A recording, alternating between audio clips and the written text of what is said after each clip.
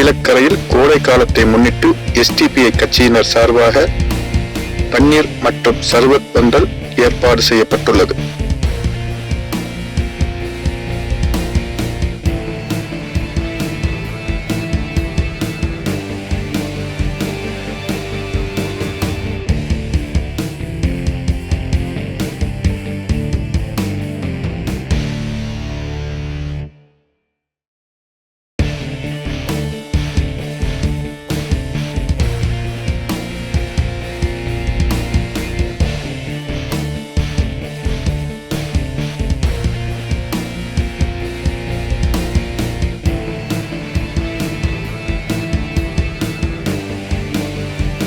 வடக்குத்தெரு மொய்தீனியா பள்ளியில் நாளைய உலகம் நமதாகட்டும் நிகழ்ச்சி இனிதே நடைபெற்றது.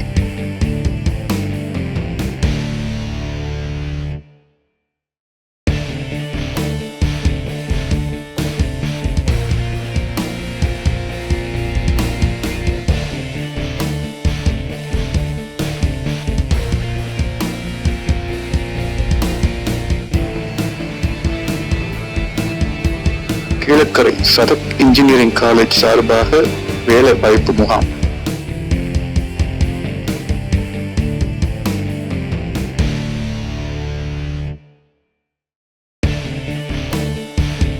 குழந்தைகளின் கனவை நினைவாக்கும் HSF டாய் ஸ்டோர் கீழக்கரையில் புதிய உதயம்.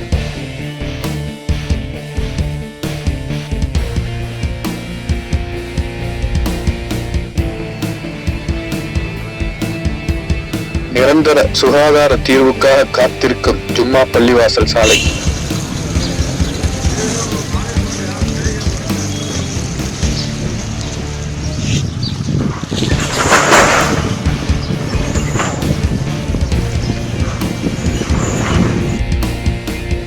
பாம்பன் பாலத்தில் விபத்து, அதிர்ஷ்டவசமாக பயணிகள் உயிர் தப்பினர்.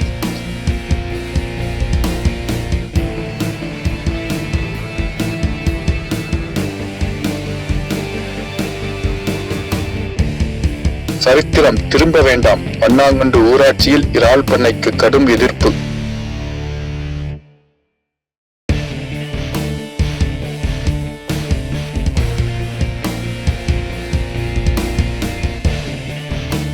கீழக்கரையில் கடந்த வாரம் இடியுடன் கூடிய மழை, மக்களுக்கு சிறு நிம்மதி.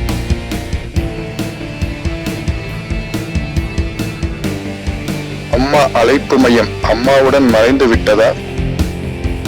1100 எண் வேலை செய்வது இல்லை.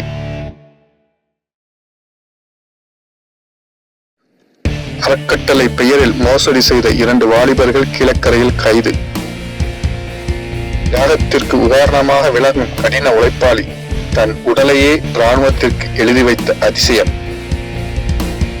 தமுமுக நிர்வாகிகள் கீழக்கரை புதிய ஆணையரை மரியாதை நிமித்தமாக சந்திப்பு.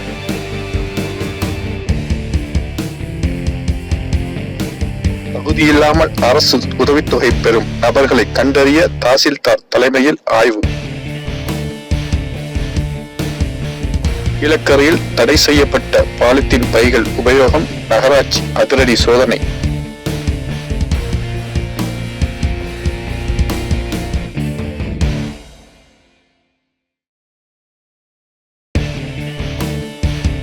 குழுகுழு குற்றால சீசன் ஆரம்பம், மக்கள் ஆர்வத்துடன் படையெடுப்பு. கீழக்கரை ஜும்மா பள்ளி சாலை உடனடியாக சீர் செய்யப்பட்டது. புதிய ஆணையர் நடவடிக்கை.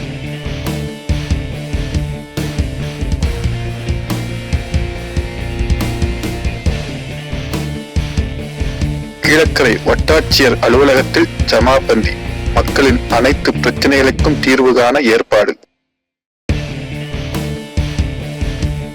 கீழக்கரையில் ஒழுங்குமுறை இல்லாமல் சுத்தம் செய்யப்படும் சாலைகள் நகராட்சி நடவடிக்கை எடுக்குமா?